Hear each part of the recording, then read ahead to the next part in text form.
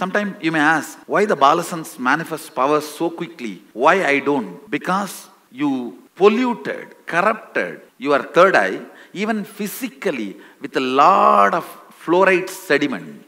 The fluoride, when the fluoride settles, even if I infuse energy, it takes 2-3 days for that layers of settlement to peel off and get cleansed. Not only that, when these neurotoxins settle in your system, you develop certain thought current. I call it toxic mental setup. I will give you the example. Evening 6 o'clock, you will feel low mood, you don't know why. Every evening 6 o'clock, you will feel the same low mood. How many of you experience this kind of things? That is what is called toxic mental setup. So, by awakening the Kundalini Shakti, pumping it into your third eye, I am breaking the toxic mental setup and toxins.